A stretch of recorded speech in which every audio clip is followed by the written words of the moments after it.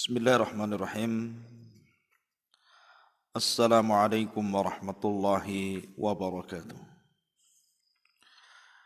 Alhamdulillah, salatu wassalamu ala rasulillah wa ala alihi wa sahbihi wa mawalah wa la hawla wa la quwata illa billahi wa ba'du. Alhamdulillah, pada pagi hari ini kita bisa kembali bermajelis ilmu lewat media Jabal Uhud, dan kita masuk pada a'lamus salaf, akan berkisah kepada Al-Imam Hasan Al-Basri rahimahullahu ta'ala, seorang sosok yang sangat ajaib, sosok yang sangat menakjubkan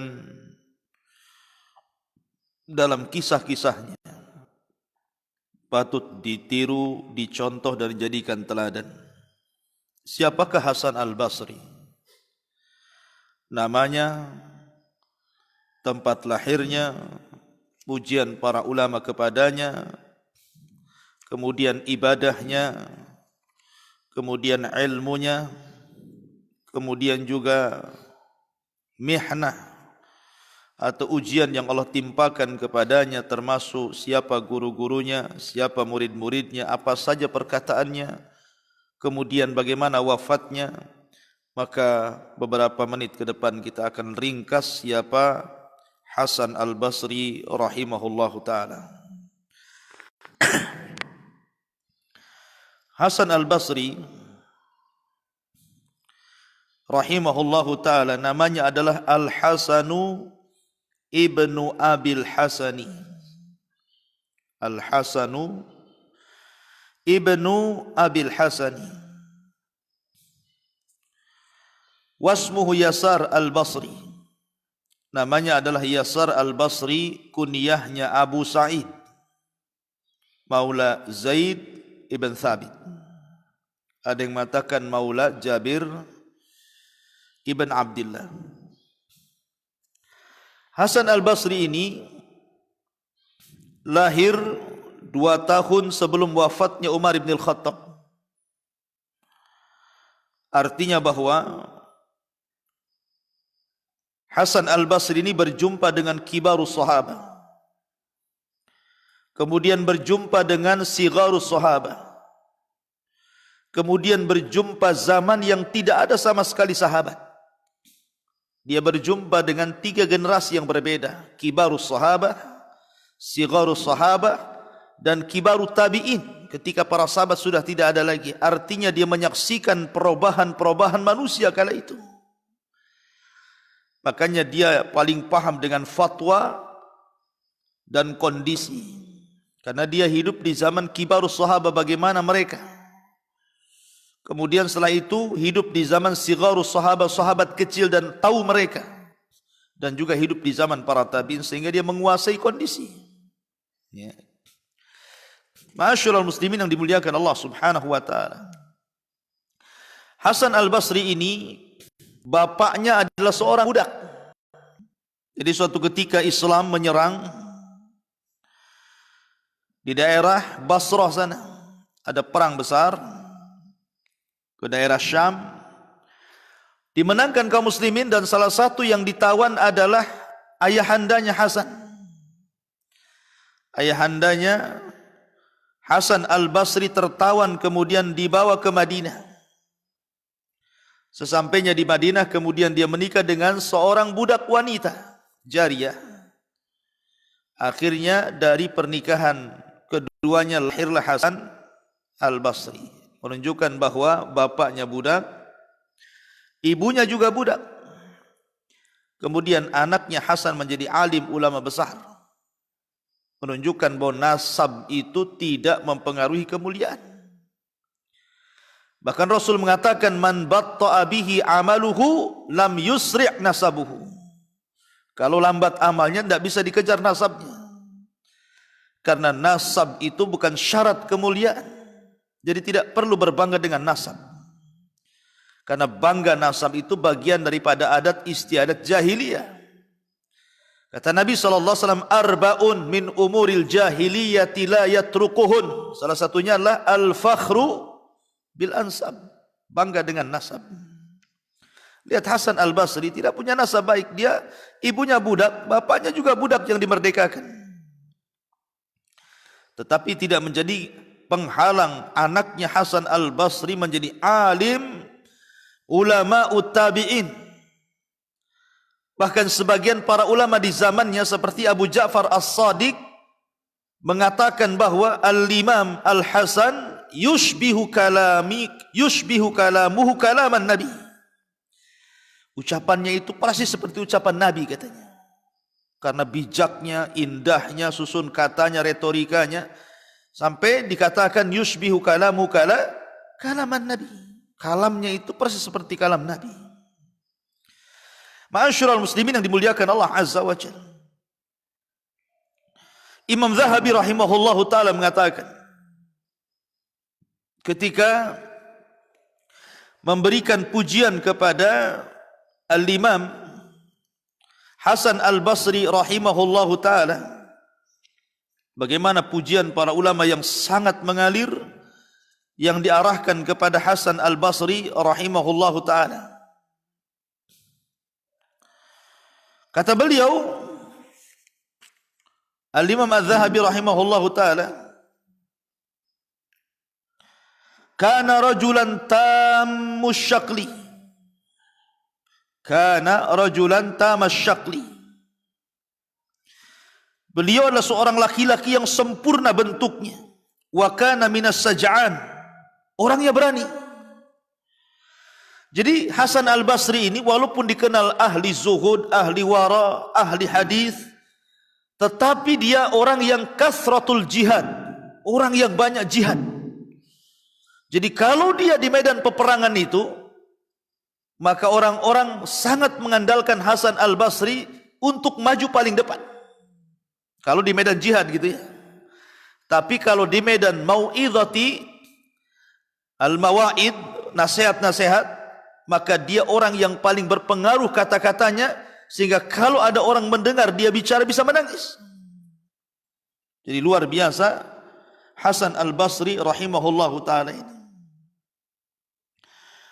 Lah Hasan al-Basri rahimahullahu ta'ala, ibunya disebut dengan al-khairiyah.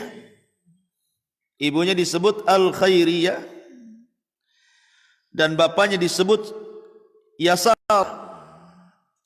Makanya Hasan ibn Abil Hasan ibn Yasar. Ma'asyiral muslimin yang dimuliakan Allah Azza wa Jalla, karena al-khairiyah ini, ibunya Hasan ini kan salah satu budak yang membantu di rumah salah satu istri Nabi, namanya Ummu Salamah. Jadi ibunya Hasan itu dulunya pembantu dari Ummu Salamah. Sehingga ketika kemudian dia hamil dan melahirkan di rumah Ummu Salamah, terkadang Hasan ini menangis sementara ibunya enggak ada, sibuk kerja. Terkadang Ummu Salamah kasihan.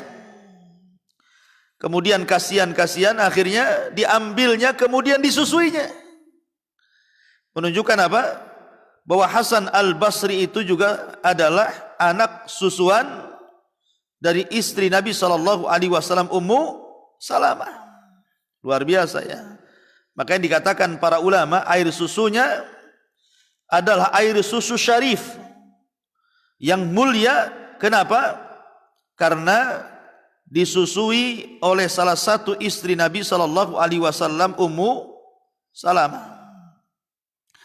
Ma'asyiral muslimin yang dimuliakan Allah Subhanahu wa ta'ala.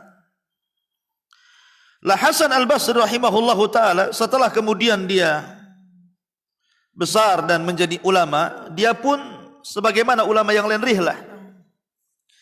Rihlah kemana? Rihlah ke Basrah. Kemudian dia belajar kepada para ulama Basrah, kepada para sahabat yang ada di Basrah, kepada para kibarut tabi'in yang ada di Basrah. Akhirnya belakangan kemudian dia pun berjihad, melakukan futuhat dengan kaum muslimin yang lainnya. Akhirnya kemudian diangkat menjadi qadi di Basrah. Menjadi qadi di Basrah ketika sampai di kota Basrah ini. Ma'asyiral muslimin yang dimuliakan Allah Subhanahu wa taala. Ketika dia hidup di zaman Abdul Malik ibn Marwan, kita tahu bahwa salah satu gubernur Irak yang dipilih oleh Abdul Malik ibn Marwan adalah orang yang paling jahat, orang yang paling zalim, namanya Hajjaj ibn Yusuf. Hajjaj ibn Yusuf, ikhwan, ribuan jiwa sudah dipenggal dia. Memang zalim luar biasa. Dia suka menumpahkan darah Hajjaj ibn Yusuf itu. Karena bukan hanya tabi'in, seorang sahabat dibunuh dia. Ingat kisah kekejaman Hajjaj ibn Yusuf ini luar biasa. Sehingga orang-orang memandang, sebagian orang memandang sinis kepada Hajjaj ibn Yusuf ini. Ketika ada seorang laki-laki bertanya kepada Hasan al-Basri tentang mauqif dia tentang Hajjaj ibn Yusuf. Wahai Hasan, wahai Imam, bagaimana pendapatmu tentang Hajjaj ibn Yusuf itu? Kemudian Hasan al-Basri mengatakan, lalu bagaimana pendapatmu dibalik kata-katanya? Kemudian orang ini mengatakan, uqsimu billah innahu min ahlin nar. Aku bersumpah kepada Allah, Hajjaj itu termasuk penduduk neraka, katanya. Saking zalimnya menurut dia. Kenapa? Karena sudah banyak penggal kepala orang. Bukan hanya tabi'in, sahabat pun dipenggal dia, Hajjaj ibn Yusuf itu. Makanya dia sampai bersumpah di hadapan Hasan al-Basri, uqsimu billahi innahu min ahlin nar, katanya. Saya bersumpah kepada Allah, Hajjaj itu termasuk penduduk neraka. Lalu bagaimana pendapatmu wahai imam? Maksudnya Hasan al-Basri. Lihat, Hasan al-Basri berfatwa dengan ilmu, bukan berfatwa dengan kejahilan. Dia mengatakan, laqad kana al-Hajjaj fasidan fasiqan. Iya, memang Hajjaj itu orangnya rusak, orangnya fasik. Walakin rahmatallah wasi'at kulla syai'in. Tapi ingat bahwa rahmat Allah itu wasi'at kulla syai', mencakup segala sesuatu. Kita tidak bisa mengatakan orang itu ahli nar atau ahli jannah kecuali man syahida lahu bil jannati wan nar, kan gitu. Itu kaidah ahli sunnah. Kita tidak boleh memvonis si fulan masuk surga, si fulan masuk neraka kalau orangnya masih hidup. Kecuali memang dia disaksikan oleh Allah dan Rasulnya, si fulan masuk surga, seperti al-asyaratu al-mubassiruna bil jannah. Atau orang-orang yang divonis masuk neraka seperti Abu Lahab dan yang lainnya.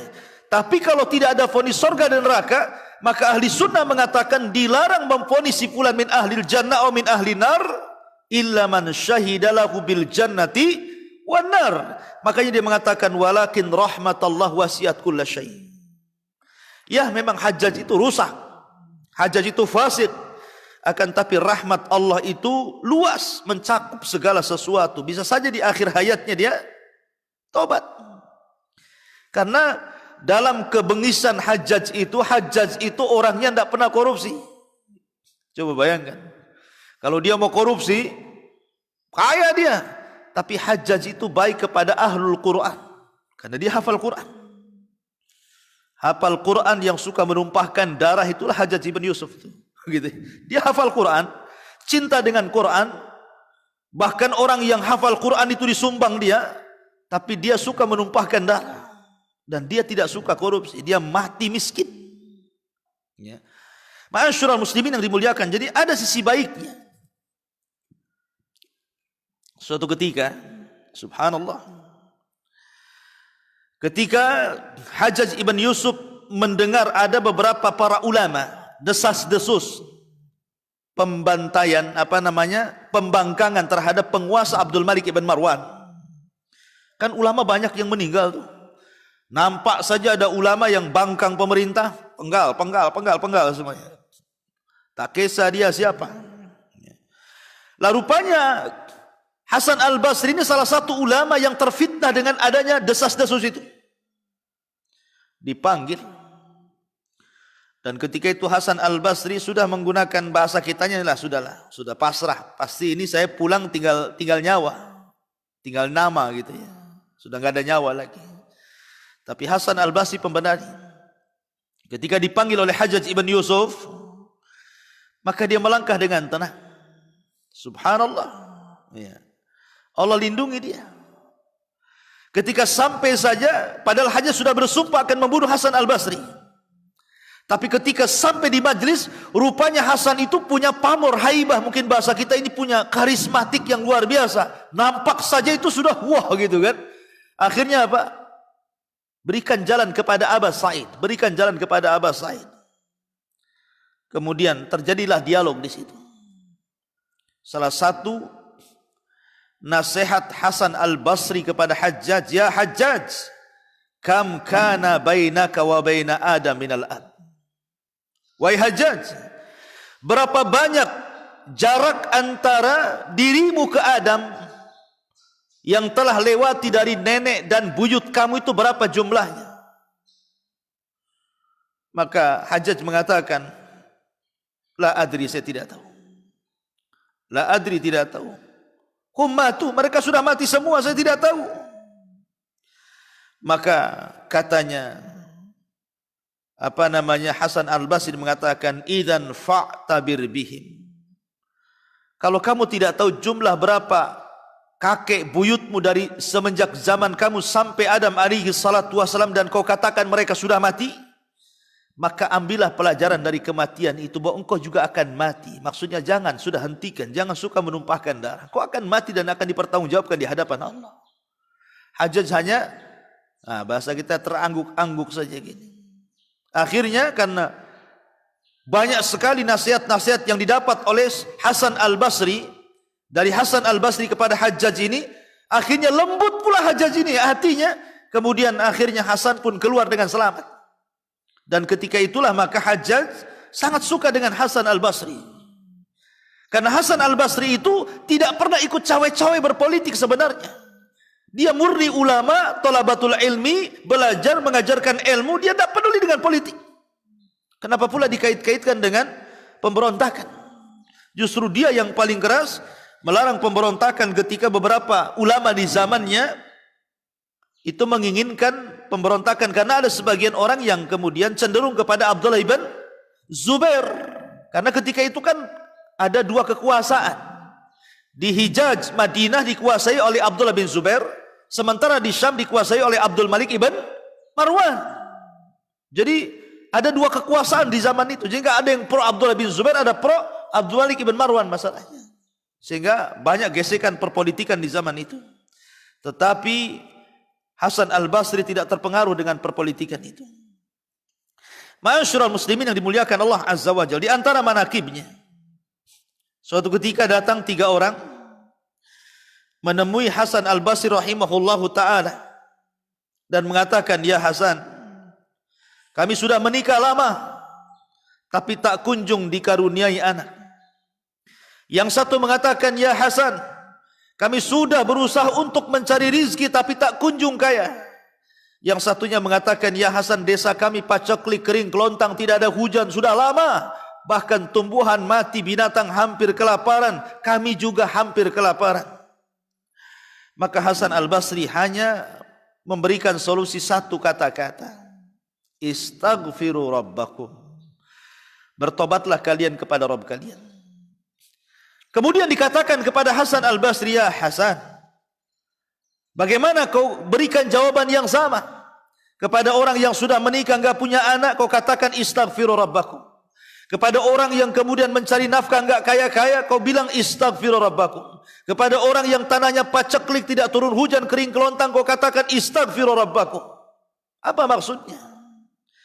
Maka Hasan al-Basri kemudian membacakan ayat Al-Quran, faqul tustaghfiru rabbakum innahu kana ghaffara yursilis sama alaikum midrara wa yumdidkum bi amwalin wa banin wa yaj'al lakum jannatin wa yaj'al lakum anhara. Kata Hasan al-Basri, tidakkah kau baca ayat ini? Hikayat daripada perkataan Nuh alaihi salatu wassalam, faqul tustaghfiru rabbakum, katakan beristighfarlah kalian, innahu kana ghaffara, sesungguhnya dia zat yang maha pengampun. Yursilis sama alaikum midrara, dengan istighfarnya kalian maka kami akan turunkan hujan kepada kalian. Yursilis sama alaikum idrara wa yumdidkum bi amwali wa banin. Kami akan berikan harta yang banyak dan keturunan. Wa yaj'al lakum jannatin wa yaj'al lakum anhara. Kami akan suburkan hutannya, kami akan alirkan sungai-sungainya. Lihat, Allah yang mengatakan seperti itu. Ma'asyiral muslimin, akhirnya kemudian orang yang menikah dan tidak punya anak ini, dia coba melazimkan istighfar, maka selang beberapa tahun setelahnya Allah karuniai anak. Kemudian orang yang bekerja ke sana kemari tidak kaya-kaya, dia lazimkan istighfar, akhirnya Allah berikan kekayaan yang banyak. Kemudian desa yang paceklik itu juga ketika melazimkan istighfar, tiba-tiba desanya subur dan banyak turun hujan. Lihat, itulah bagaimana ucapan seorang alim Hasan Al-Basri rahimahullahu taala. Ma'asyiral muslimin yang dimuliakan Allah Azza wa Jalla. Bahkan di antara kata-kata hikmah beliau adalah, suatu ketika datang kepada Hasan Al-Basri seorang laki-laki berkata, "Ya Aba Sa'id, ma sirru zuhdika fid dunya?" Wahai Aba Sa'id, rahasia zuhudmu di dunia itu apa? Kemudian, "Ma huwa sir? Wa limadza la ta'kulul haram?" Kenapa kau tidak memakan yang haram? "Wa la tangduru ilal haram?" Kenapa kau tidak melihat yang haram? "Wala ta'kulu huquqal akharin?" Kenapa kau tidak memakan hak-hak orang lain?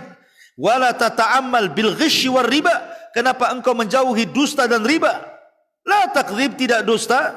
"Wa ma huwa sir?" Jelaskan apa rahasianya. "Wa limadza ta'mal bi amanatin wa ikhlasin?" Kenapa kau selalu menjaga amanah, menjaga ikhlas? "Radin bima qasamahu Allahu lak." Kau redha dengan apa yang Allah berikan kepadamu. "Masirru," apa rahasiamu? Ya. Orang ini bertanya tentang kehidupan Hasan Al-Basri. Soal zuhud, kenapa tidak memakan yang haram? Kenapa dia menjauhi dusta, menjauhi riba? Kenapa dia amanah, ikhlas dan redha? Kenapa? Apa hakikat zuhud itu? Dengarkan. Maka Hasan Al-Basri mengatakan 4 perkara. 1, alimtu anna rizki la ya'khuduhu ghairi fatma'anna qalbi. Aku tahu bahwa rizkiku tidak ada yang mengambil siapapun selainku. Itulah yang membuat hatiku tenang. Ngapain kita cari rizki yang haram? Oh, yang halal sudah ditakdirkan. Apakah kemudian kalau seandainya kita tidak segera mengambil dengan cara yang haram, kemudian rizki kita yang halal diambil orang? Tidak. Tidak ada malaikat pengantar rizki yang salah alamat. Tidak ada. Tidak ada yang salah alamat malaikat itu. Kenapa? Karena rizki itu sudah ditentukan. Makanya kalau orang bersabar pasti mendapatkan yang halal. Ketika tidak bersabar pasti mendapatkan yang haram. Saya contohkan. Di zaman Ali radhiyallahu an, ada pengemis datang ke rumah Ali. Kata Ali kepada pengemis, "Tunggu dulu ya, saya akan beri kau 400 dirham. 400 apa? Dirham. Dicarinya sama Ali, gak ketemu. Pengemis ini gak sabar, seolah-olah ditipu sama Ali. Akhirnya dia marah, diambilnya pelana kuda Ali, dibawa kabur. Setelah pengemis ini kabur, rupanya Ali datang membawa 400 dirham itu. 400 dirham itu kemudian pas keluar, rupanya pengemis sudah gak ada. Yang ada pembantunya dan mengatakan, "Ya Amirul Mukminin, pelana kuda kita hilang, dicuri orang." Kata Ali, "Ini saya bawa 400 dirham. Tadi saya hendak memberikan kepada pengemis itu, tapi keburu pergi. Kalau engkau memang butuh pelana, nih saya kasih 400 ini, kau cari pelana di pasar sana." Berangkatlah pembantunya Ali ini.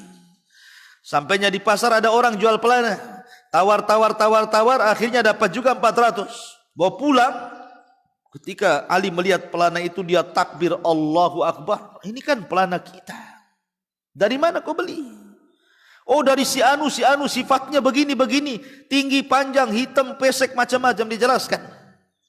Akhirnya kata Ali, subhanallah, kalau dia bersabar, dia pasti mendapatkan yang halal. Karena tidak bersabar, dia mendapatkan yang haram. Karena orang yang jual pelana itu pengemis tadi. Lihat, ya kan? Maka inilah yang menjadikan tenang kata Hasan Al-Basri, alimtu anna rizki la ya'khuduhu ghairi fatma'anna qalbi. Aku tahu rizkiku tidak diambil manusia yang lain, itulah yang membuat hatiku tenang. Yang kedua kata beliau, alimtu anna amali la yaqumu bi ghairi fastaghiltu bihi. Aku tahu bahwa amalanku tidak bisa digantikan orang lain, makanya aku menyibukkan diri beramal soleh. Ya, aku tahu amalanku itu tidak mungkin bisa digantikan orang lain. Tidak mungkin orang tidak bisa sholat. Tolonglah Ustaz Lutfi, gantikan saya sholat, kan tidak bisa. Ya. Orang tidak bisa puasa di bulan Ramadan, tolonglah gantikan puasa saya bayar nanti, kan gitu. Kan nggak bisa. Ya. Makanya Hasan Al-Basri mengatakan, alimtu anna amali la yaqumu bihi ghairi. Aku tahu bahwa amalanku tidak bisa diganti orang lain. Fashtaghaltu bihi. Makanya aku menyibukkan dengan amal saleh. Kemudian yang ketiga, wa alimtu anna Allah muttali'un alayya fastahyaitu an yurani ala maksiatin. Aku tahu bahwa Allah Subhanahu wa taala itu terus memandang diriku. Tidak ada sekejap mata pun kecuali Allah memandang diriku. Maka aku malu. Allah terus memperhatikan diriku, dan aku malu kalau aku sedang dilihat Allah sementara aku bermaksiat kepada Allah Subhanahu wa taala. Makanya aku menjauhi riba, menjauhi ghish, ya, menjauhi yang lainnya. Dan yang terakhir, alimtu annal mauta yantadhiruni fa'adadtu zada liliqa'i rabbil alamin. Aku tahu bahwa kematianku senantiasa menungguku, kata Hasan Al-Basri. Maka aku persiapan bekal untuk berjumpa dengan Rabbku. Kata para ulama, man kathara liqa Allah fid dunya kathara liqa'ahu fil akhirah. Barang siapa yang lebih banyak berjumpa dengan Allah di dunia, maka Allah akan perbanyak berjumpa dengan dia di akhirat. Kapan itu? Perjumpaan kita adalah dalam solat. Allah mengatakan, innaha lakabiratun illa alal khasiin alladzina yadhunnuna annahum mulaquh. Ya kan? Solat itu berat bagi orang-orang kecuali yang khusyuk, orang-orang yang yakin akan berjumpa dengan Allah. Siapa yang banyak solat di dunia, maka dia akan banyak memandang Allah di sorga, kata para ulama. Inilah perkataan yang menarik dari Hasan Al-Basri rahimahullahu ta'ala. Ma'asyiral muslimin yang dimuliakan Allah Azza wa Jalla. Kemudian ibadahnya, Ibrahim ibn Isa mengatakan, ma ra'aitu ahadan atwalah hazanan minal Hasan. Aku tidak pernah melihat orang yang paling banyak sedihnya ketika ibadah dibandingkan Hasan. Kemudian juga dikatakan oleh Syuaib sahibu Tayalisah, ra'aitul Hasan yaqra'ul Qur'an fayabki hatta yatahaddara ad-dum'u ala lihyatihi. Aku melihat Hasan Al-Basri membaca Al-Quran dan menangis, dan aku melihat tangisannya selalu meleleh di janggutnya. Dan Yunus pun mengatakan, kanal Hasanu rajulan mahzunan. Dia adalah orang yang selalu sedih, selalu sedih. Walaupun demikian, kata Ibnu Sirin, sahibud dhahiki wal mizah. Walaupun demikian, dia suka tertawa dan suka bercanda. Jadi di satu sisi Hasan Al-Basri itu kalau ibadah dia menangis, tapi kalau dalam bermuamalah, berjumpa dengan orang, berjumpa dengan kawan, orang yang paling bercanda dan orang yang suka tertawa. Nggak apa-apa, masa Ustaz serius terus kan gitu. Kali-kali Ustaz ya perlu juga bercanda, tertawa, ya. Kalau Ustaz serius nanti stres dia. Ya. Jadi sekali-kali tertawa itu tidak ada masalah, jangan dicela. Masa Ustaz suka bercanda? Ya ini Hasan Al-Basri suka bercanda. Ya. Dia orang yang paling alim yang alim dari kita saja suka bercanda, suka tertawa gitu. Masa kita nggak boleh tertawa bercanda kan itu?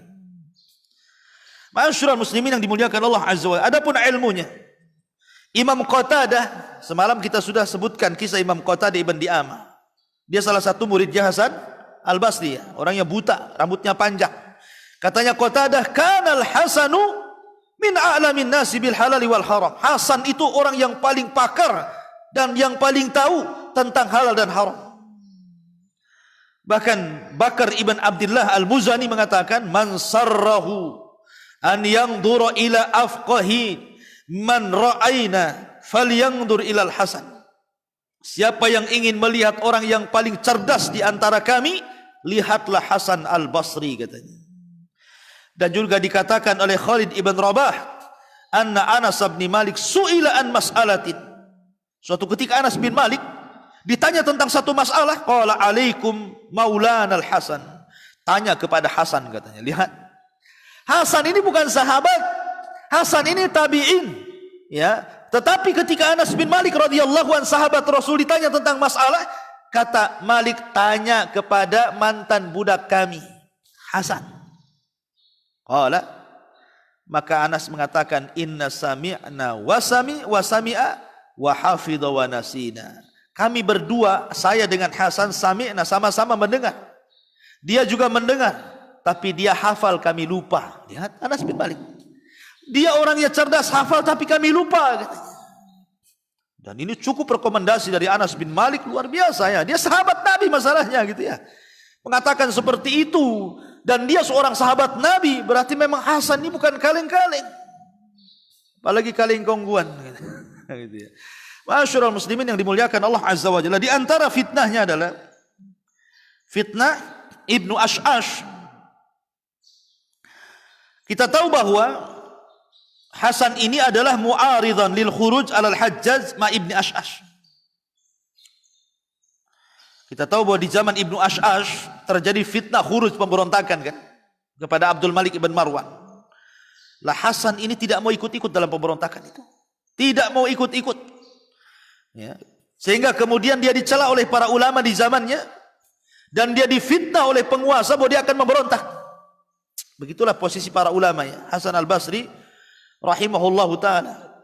Makanya dia mengatakan, lau anna nas idza btalu min kibali sultanihim sabaru. Sesungguhnya manusia apabila ubtulu, diuji dari arah penguasa, maka mereka sabar. Maka itulah yang diterapkan oleh Hasan al-Basri, selalu sabar dari ujian para penguasa. Di antara murid-muridnya, di antaranya adalah dia melihat Ali, sahabat Nabi. Dia juga meriwayatkan dari Tolha, sahabat Nabi, Aisyah, sahabat Nabi, ya kan? Kemudian juga Muawiyah, Ubay bin Ka'ab, Umar bin Al-Khattab, walaupun ketika itu usianya 2 tahun, Thauban, bahkan didoakan sama Umar. Umar mendoakan, ya Allah cerdaskan anak ini. Jadi Umar bin Khattab itu mendoakan langsung kepada siapa? Kepada Hasan al-Basri, ya Allah cerdaskan anak ini. Persis seperti Rasul mendoakan siapa? Abdullah bin Abbas, ya kan? Maka Umar pun sama mendoakan Hasan al-Basri, ya Allah cerdaskan anak ini. Dan Allah kabulkan, dia menjadi orang yang cerdas. Kemudian juga berjumpa dengan Thauban maula Rasulullah, Ammar bin Yasir, Abu Hurairah, Utsman bin Abil As, Ma'qil bin Sinan, dan begitu seterusnya. Dan juga meriwayatkan dari dia Imran bin Husain, meriwayatkan dari Imran bin Husain juga Mughirah bin Syu'bah, Abdurrahman bin Samurah, Abi Bakrah, Nu'man, banyak sekali. Dan begitu seterusnya. Adapun murid-muridnya ini guru-gurunya semua sahabat Rasul dan juga kibarut tabi'in. Di antara murid-muridnya Humaid at-Tawil, Yazid bin Abi Maryam, Qatadah, kemudian Bakar ibn Abdullah al-Muzani, kemudian Rabi ibn Sabih, Sa'id al-Jariri, Sa'id ibn Ibrahim ibn Abdurrahman, Samak ibn Harab, kemudian Ibn Aun, dan banyak lagi. Di antaranya juga Yazid ibn Ibrahim, At-Tustari, Muawiyah bin Abdul Karim Al-Thaqafi, dan begitu seterusnya. Dan banyak sekali murid-muridnya dan menjadi ulama besar. Wallahu alam. Kemudian Hasan al-Basri rahimahullahu ta'ala wafat. Dijelaskan wafatnya karena waktu juga. Jadi Imam Zahabi mengatakan bahwa wafatnya Hasan al-Basri rahimahullahu ta'ala mata fi awali Rajab. Kata Imam Zahabi, dia meninggal di awal bulan Rajab. Di awal bulan Rajab. Wa kanat janazatuhu mashhudah. Jenazahnya disaksikan orang ramai. Wa sallu alaihi akibal jum'ati bil Basrah. Setelah solat Jumat, maka manusia menyolatkan Hasan al-Basri wazdahamu alaihi hatta inna salat al-asri lam taqum fil jami.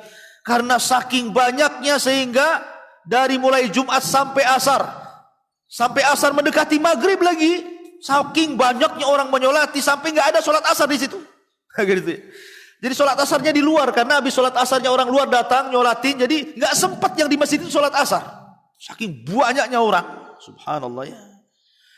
Begitulah para ulama yang memang disenangi orang karena ilmu dan pengetahuan dan jasanya. Maka Hasan Al-Basri rahimahullahu ta'ala diberikan keutamaan luar biasa sehingga orang yang menyolatinya pun sangat banyak sekali rahimallahu Al-Hasanul Basri wa rahimallah. Ini saja yang bisa disampaikan, mudah-mudahan ada manfaatnya. Subhanakallah bihamdika asyhadu an la ilaha illa anta astaghfiruka wa atubu ilaih. Allahu ta'ala alam. Assalamualaikum warahmatullahi wabarakatuh.